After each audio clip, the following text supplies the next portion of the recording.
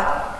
Começa agora mais uma edição do programa De Docente, o programa de TV da Seção Sindical dos Docentes da UFSM, a SEDUFSM. Aqui você confere temas relacionados à luta dos trabalhadores e dos movimentos sociais, com enfoque especial para a categoria docente. Na edição de hoje, teremos uma entrevista com o diretor do Sindicato dos Bancários de Santa Maria e Região, Marcelo Carrion, sobre a greve da categoria. Uma reportagem sobre o terceiro Encontro Nacional de Comunicação do Andes SN, realizado no último fim de semana em Brasília. Informações sobre a reunião do Conselho Universitário da UFSM, realizada nesta sexta-feira e que teve como pauta a Empresa Brasileira de Serviços Hospitalares. Além de notícias da semana e do comentário semanal de Humberto Gabi Zanata. Trazendo pautas como reajuste salarial, melhores condições de trabalho e oportunidades iguais entre homens e mulheres, a categoria dos bancários deflagrou greve no dia 19 de setembro. E para falar sobre as pautas da categoria e sobre o movimento, o De Docente Entrevista de hoje é com o diretor do Sindicato dos Bancários de Santa Maria e Região, Marcelo Carrion.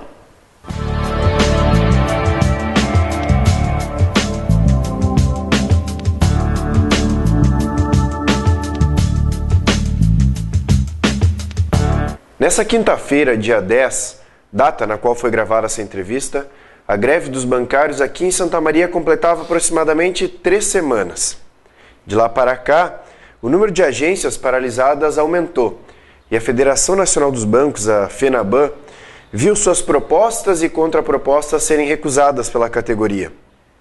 Para falar então um pouco sobre o movimento grevista dos bancários de Santa Maria e da região, conversamos hoje no De Docente Entrevista com o diretor do Sindicato dos Bancários de Santa Maria e Região, Marcelo Carrion.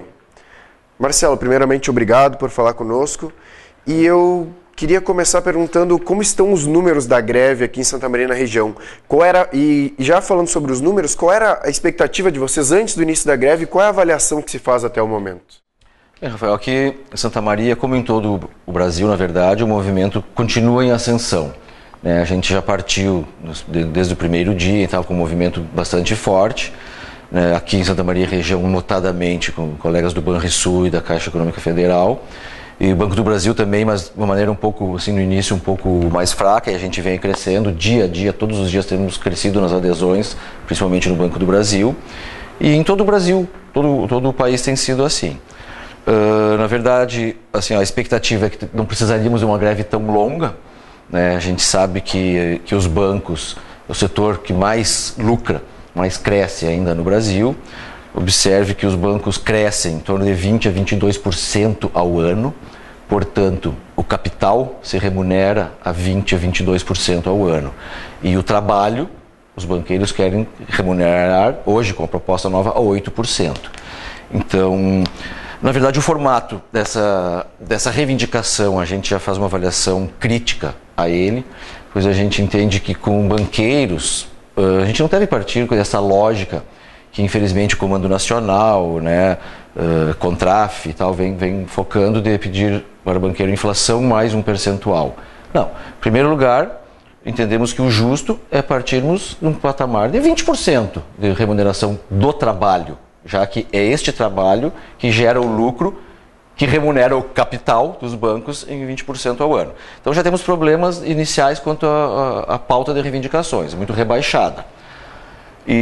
Mas, assim, apesar disso, apesar da condução central do movimento pautar de maneira, na minha visão, equivocada, inclusive na questão do índice, nós temos, para além do índice, para além da remuneração, a pauta dos bancários tem muita coisa. Hoje, bancários é uma categoria das que mais adoece no Brasil.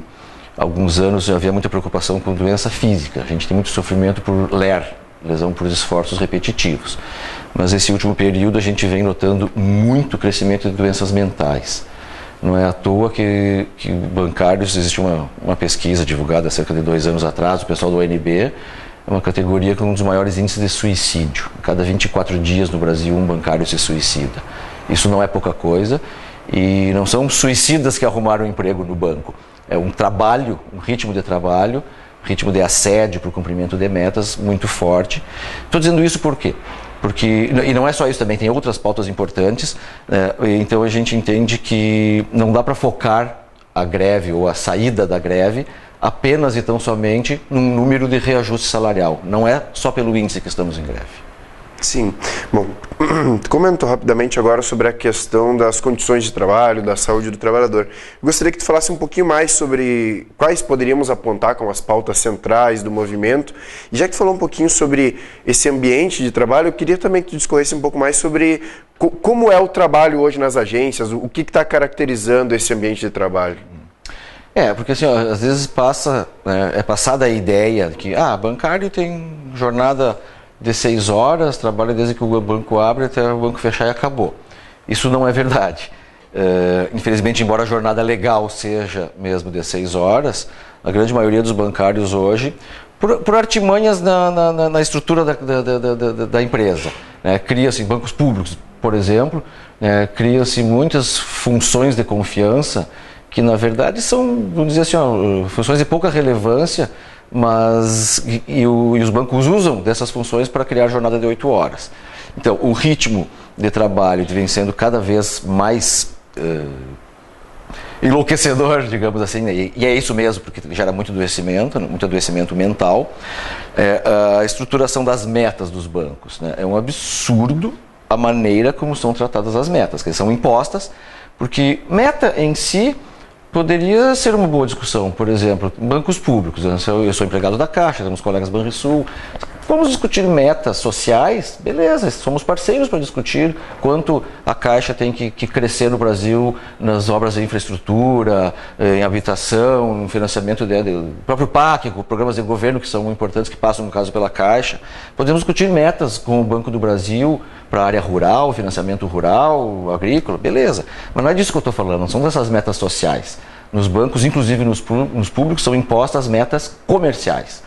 Hoje, tu chega numa agência bancária, existe, embora todos os bancos neguem, né, mas existe uma prática de venda casada. Quer dizer, tu queres um financiamento, tu precisa de alguma coisa que o banco teria a obrigação de te satisfazer enquanto cidadão, aí te empurram uma capitalização, te empurram um seguro que não faz parte da operação.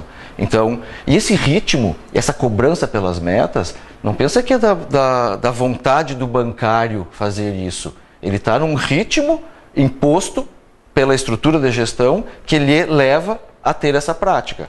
E isso gera crises existenciais, digamos assim. Então, e essa questão assim, do assédio, por exemplo, eu acho importante falar uma coisa, que a gente fala muito do assédio moral dentro dos bancos. Não se trata, né, de pessoas assediadoras que viraram bancários e estão exercendo o assédio. Não é disso que eu estou falando. Estou falando do que a gente prefere chamar de violência organizacional. A estrutura de gestão dos bancos, inclusive nos públicos, antigamente você achava que os privados têm muita pressão, nos públicos não. Não é verdade.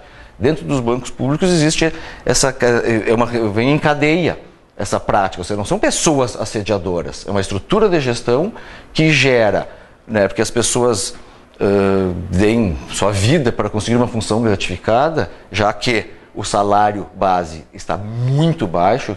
Hoje o bancário recebe salário de fome, as pessoas acabam tendo que vender a alma, digamos assim, para conseguir uma função. E para não perdê-la depois, elas acabam praticando em cadeia um assédio.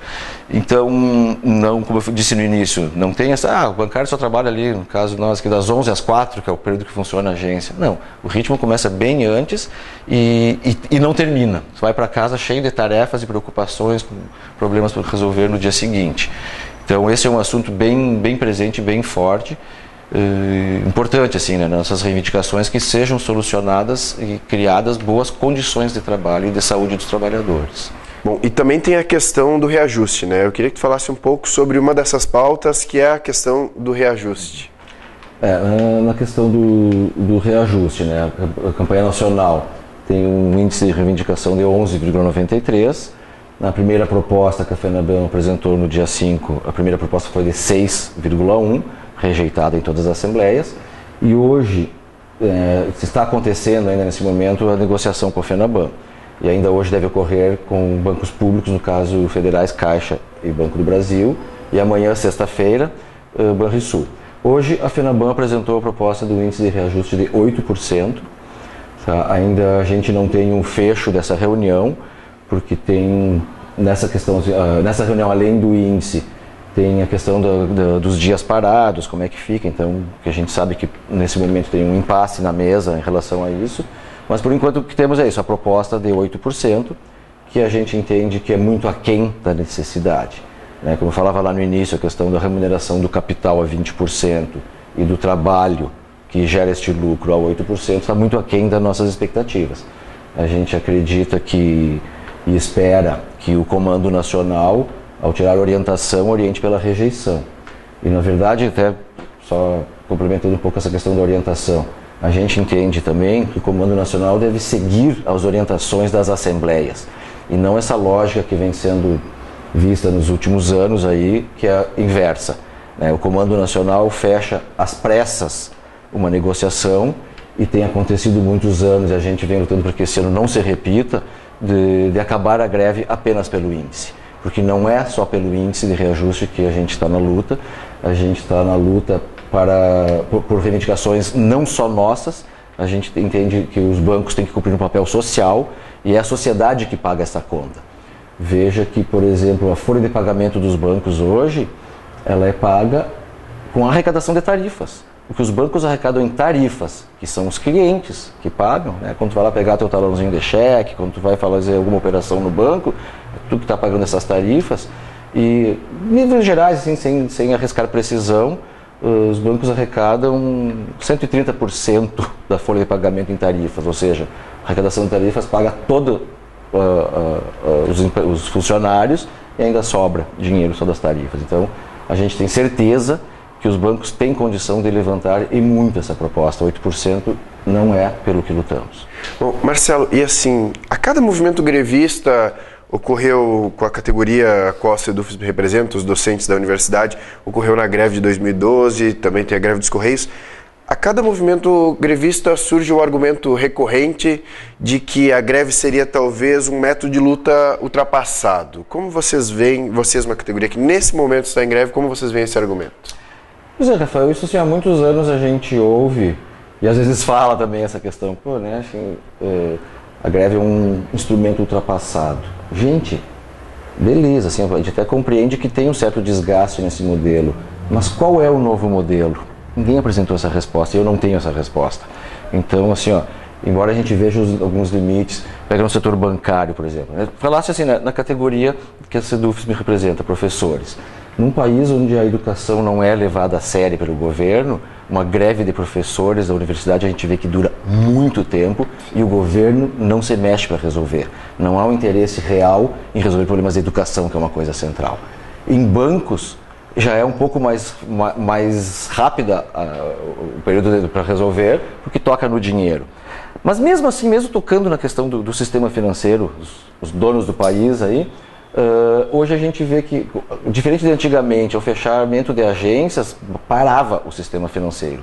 Hoje tem muitas alternativas, né? Internet, autoatendimento, muita terceirização de serviços, mas mesmo assim, acho que tem uma coisa importante que a greve ainda traz, que é a questão da imagem. Assim, ó, chega a ser ridículo, né? O cidadão abre o jornal e vê que o banco X, no primeiro semestre, teve um lucro de 10 bilhões. Aí passa em frente a esse banco X, tem uma faixa de greve. Quer dizer, os trabalhadores estão lutando por condições de trabalho, por saúde e por remuneração. Então como é que pode um banco que lucra 10 bilhões no semestre ter uma massa de empregados mal pagos, né, sendo assediados diariamente, serem forçados a cumprir metas abusivas? Mas voltando ao X da questão, assim, ó, infelizmente, né, a gente não tem ainda uma alternativa viável, além da greve, para que resolva os problemas mesmo. Eu acredito que um modelo que poderia resolver, mas infelizmente na prática é bastante difícil de torná-lo efetivo, é operação padrão. Porque veja, isso não é só nos bancos, em todas as empresas dá para afirmar que existe um trabalho prescrito, que são os normativos, né, dizendo como devem ser efetuadas as tarefas, e existe o trabalho realizado. e a gente vê notadamente nos bancos, não só nos bancos, que ninguém cumpre, ninguém realiza o trabalho prescrito cumprindo os normativos. Sempre há que se extrapolar as coisas ditas legais para que se cumpram as metas, ou seja, as metas não são justas. Bom, para encerrar então, uma última pergunta seria justamente quais são os próximos passos do movimento grevista dos bancários. Como nós falamos no início da entrevista, a entrevista sendo gravada na quinta, hoje tem uma assembleia. Hoje temos assembleia. Quais são as perspectivas que podem se apontar pelo menos no final dessa quinta e nessa sexta? As perspectivas é o seguinte, né? Hoje a gente tem assembleia, como a gente faz, né, seguido durante um período de greve, para fazer a avaliação geral do movimento. Hoje surge essa primeira proposta já, que para nós, infelizmente, parece que começa a funilar para uma orientação de fecho de greve, e a gente tem que fazer um esforço nas assembleias, né, dos bancários, se possível no Brasil todo, fortalecermos a questão, e aí vale um alerta nosso ao Comando Nacional. Não admitimos um Comando Nacional que seja subserviente aos ideais do patrão. O que eu quero dizer com isso? Que não se repita, é o que esperamos, é o que vamos discutir nas assembleias, que não se repita esse modelo de acabar com a greve da categoria sem ouvir a categoria. Não pode ser essa centralização de que o comando determina e sair de uma greve só pelo índice. A gente pega assim bancos públicos, falar rapidamente, assim, tem pautas que são importantes para além do índice. Colegas do Banrisul, por exemplo, tem uma discussão de plano de carreira. É inadmissível que o comando oriente sair da greve apenas com 8% ou 10% que acontecer em questão de índice. Tem que resolver problemas centrais. Né? Pega no Banco do Brasil, tem toda uma questão assim, da jornada de 6 horas, o banco implementou unilateralmente um plano de funções gratificadas, aí, impondo jornada de 8 horas, enfim, tem coisas importantes, um desses exemplos é isso. Pega a Caixa Econômica Federal, hoje nós temos 2 categorias, digamos assim, os pré-97 e os pós-97, colegas, os últimos emitidos, sem alguns benefícios que os mais antigos tinham, então são bancários que têm as mesmas responsabilidades e direitos diferentes. E por aí vai, você tem apenas um de cada banco, mas poderia, né, discorrer sobre mais alguns itens específicos que são importantes. Então o nosso alerta é esse, categoria, nós não podemos sair da greve apenas por uma orientação do comando para sair apenas pelo índice. O comando tem que tomar tento, como diziam os antigos, e respeitar a categoria, ouvir a categoria antes de aceitar às pressas uma proposta rebaixada e que não resolve os problemas centrais. Ok. Bom, nós conversamos hoje com o diretor do Sindicato dos Bancários de Santa Maria e Região, Marcelo Carrion. Marcelo, muito obrigado por essa entrevista, por esclarecer as questões da greve dos bancários, que já completa aproximadamente 3 semanas e, ao que tudo indica, nos próximos dias terá alguns desdobramentos. Com certeza. Muito obrigado pelo espaço, Rafael. Tá certo, obrigado. Obrigado. No próximo dia 19, acontecerá o tradicional jantar-baile da Sedufisme, que comemora o Dia do Professor. O evento será realizado às 8h30, no Salão de Eventos Ouro Preto, e com a animação da banda Agito Capilar. Os ingressos estão à venda na Secretaria da Sedufisme. No último fim de semana, aconteceu em Brasília o 3º Encontro Nacional de Comunicação do Andes-SN.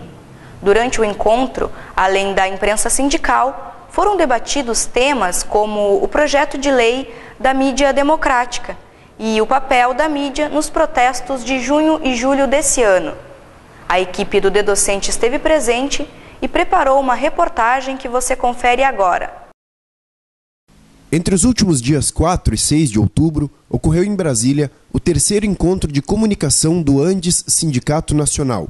O evento reuniu profissionais da comunicação, tanto do Andes quanto de diversas seções sindicais, além de diretores que também estiveram presentes. Organizado pelo Grupo de Trabalho de Comunicação e Arte, o GTECA, o encontro ofereceu palestras, mesas de debates e exposições com troca de experiência entre os profissionais. No que toca à atuação das assessorias de imprensa, um dos eixos centrais tratou da discussão sobre o Plano Nacional de Comunicação do Andes. Já para além da atuação da comunicação sindical, teve destaque também a discussão sobre a luta pela democratização da mídia. Na linha política definida no nosso último congresso e CONAD, conseguimos avançar bastante em instrumentos operacionais, quer dizer, fazer a decisão virar política, tanto na intervenção social pela democratização das comunicações, nesse momento priorizando o apoio, formação de comitês, mobilização de outros setores ao projeto de iniciativa popular pela democratização das comunicações, como também tivemos a oportunidade de fazer um bom balanço a respeito dos primeiros 3 anos de implementação do plano de comunicação interna no ANDES, agora agregado da experiência com uma série de medidas que envolvem, desde o ponto de vista editorial, conteúdos, relação com o político, com a pauta política do ANDES e relações interpessoais, relação dirigente profissional jornalista, como é que se amplia essa profissionalização e como é que se explora, no bom sentido, as novas alternativas que temos, inclusive com essa gama de redes sociais, alternativas de utilização do espaço digital, do espaço na internet e na comunicação sindical. Primeiramente, é o sindicato se convencer que ou nós comunicamos com dezenas, centenas, milhares de pessoas, ou nossos sonhos continuarão a ser sonhos vazios, sonhos sem nenhuma consistência. Primeiramente, se convencer disso. Segundo, fazer coisas concretas para mudar a situação. Significa a gente falar com o povo, estar junto com o povo, sentir seus anseios, o que o conjunto da população, imagine a Santa Maria de onde vocês são, o conjunto da população está sentindo, está precisando, está necessitando. Vamos dialogar com essa população e vamos tratar dos temas que ela quer saber. Tratar como? Em toda a nossa mídia, que vai do jornal à internet, para quem acompanha pela internet, ao rádio, de uma forma ou de outra, como é que nós podemos entrar nas ondas do rádio, a televisão, que há leis que restringem, que proíbem, que impedem que os trabalhadores tenham acesso à televisão, mas nós temos que convencer as populações, a gente, a mudar essas leis. Como é que vamos convencer? Usando tudo o resto, o jornal, o rádio, a internet, por exemplo, para convencer da necessidade de os trabalhadores de Santa Maria ter o seu canal de televisão. Canal de televisão sustentado com verbas públicas. Isso não quer dizer um canal chapa branca, nada disso. Verbas públicas significa verba de empresas estatais através da propaganda, como todas as outras televisões são sustentadas. Então, para mim é fazer um esforço enorme, mas isso não é em um ano, em um mês, em 2, 3, em um ano. É uma coisa de longo prazo, 2, 3, 4, 5 anos, para mudar a cabeça, a maneira de pensar, os valores da população, no caso da população de Santa Maria. Bom, é a forma de nós democratizarmos a comunicação no Brasil. É a forma de nós permitirmos que outras vozes que hoje estão fora do debate político, cultural, ideológico, tenham também direito a se manifestar.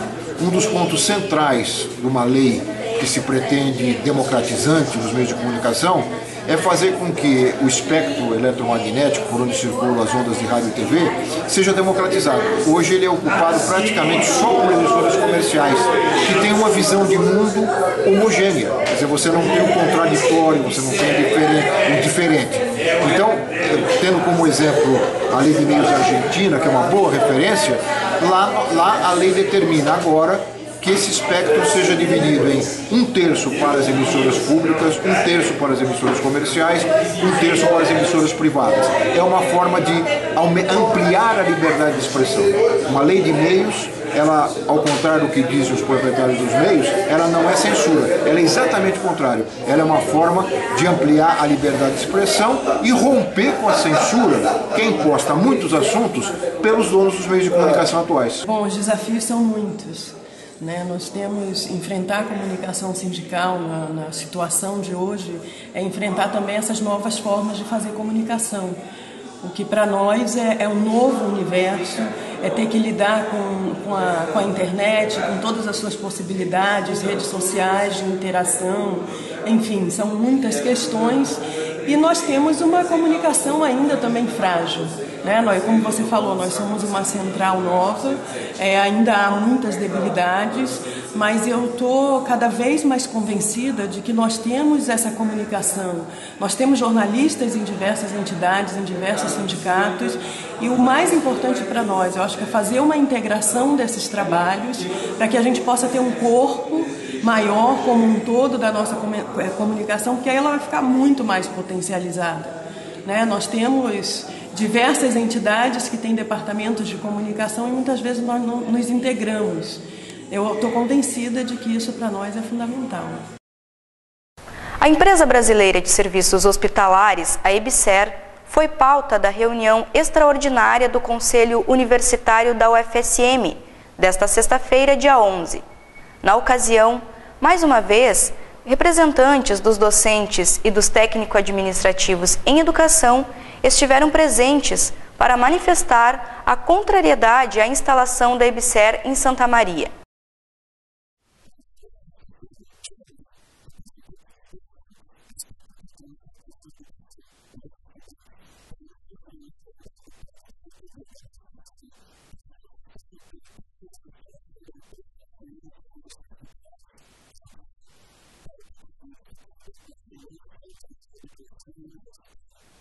A ideia dessa reitoria da próxima é colocar a sociedade todo o movimento. E nós não vamos permitir. Vamos procurar as alternativas e não vamos pensar no nosso opinião de privatização. Falam nos jornais que vai aumentar os leitos, que vai aumentar o atendimento. Isso é mentira! Esse atendimento, essa melhora, está baseada no aumento da arrecadação de recursos. Os recursos que o governo se nega. Esses recursos são para ser captados no mercado. Não tem conselho! Não tem conselho! Não tem conselho! Não tem conselho! Não tem conselho! Calma aí. Calma aí. Vamos de nós aqui do seu E a gente segue aqui aguardando a oficialização do cancelamento da sessão do Conselho Universitário. A adesão tem certas consequências e a não adesão também tem certas consequências. E essas têm que ser postas na mesa para que a decisão seja muito tranquila e muito olhando a população, a instituição, os servidores do hospital e os servidores da UFSM. Então a reunião está cancelada, nós vamos trabalhar na semana que vem numa reunião com as entidades e vamos decidir como esse processo será encaminhado para a próxima ou as próximas reuniões. Porque também eu vou comunicar às entidades representativas do BAS como está a situação de pressão do Ministério Público Federal à Universidade Federal de Santa Maria. Muito obrigado, bom dia a todos. Olha, se não houvesse tido esse ato, uma resistência, uma rapidez na reação, com toda certeza agora os movimentos sociais da sociedade de Santa Maria e da região estariam lamentando a perda do patrimônio público e da privatização do hospital universitário. Isso com toda certeza. Foi uma reunião extraordinária chamada assim, intempestivamente, né? E sem maiores discussões. Então, é isso. Se não fosse o ato, nós teríamos realmente perdido o hospital universitário. Agora, vamos ao comentário semanal de Humberto Gabi Zanata. A greve dos bancários parece que ainda continua e deve continuar por mais alguns dias. A dos Correios chegou ao fim por uma decisão dos tribunais de justiça. Mas isso significa que a pauta de reivindicações não se esgota numa greve ou numa agenda tão somente. Como é muito dinâmica essa complexidade do mundo do trabalho e também das relações sociais, se vê que essas questões continuam na ordem do dia dos trabalhadores. De outra parte, há uma discussão muito grande sobre a questão da saúde pública no Brasil. Mesmo que a Constituição de 88, cujos 25 anos foram completados neste início de outubro, previu e estabeleceu o Sistema Único de Saúde, nós sabemos o caos que a saúde pública representa e significa no Brasil. Isto talvez tenha apontado para essa necessidade, entre aspas, de uma certa forma dessas parcerias público-privadas, não apenas na saúde, não apenas em infraestrutura, mas até na educação se pensa e se caminha para essas questões ou para essas soluções que nem sempre são as melhores. Santa Maria vive nesses dias também a definição, através do Conselho Universitário, da adesão ou não à EBSER. Na verdade, é uma questão muito complexa e que, sem dúvida nenhuma, seja qual for a decisão que a Universidade Federal de Santa Maria tomar através do seu Conselho Superior, do seu Conselho Universitário, deverá se querer buscar, a partir de agora e sempre, o melhor resultado para aqueles que estão lá na ponta, que são os beneficiários da saúde pública no Brasil e, no caso de Santa Maria, através do seu hospital universitário, que atende praticamente todo o interior do Rio Grande do Sul. Que a qualidade melhore e que, acima de tudo, os pacientes possam ser tratados com a dignidade da pessoa humana. Um D-Docente decente. O D-Docente de hoje termina aqui, mas seguirá disponível para o acesso através dos sites da TV Santa Maria e da Sedufisme. Também convidamos você a visitar as nossas redes sociais. Críticas e sugestões ao programa podem ser enviadas para o e-mail da Sedufisme. Obrigada pela audiência e até a próxima edição do programa D-Docente.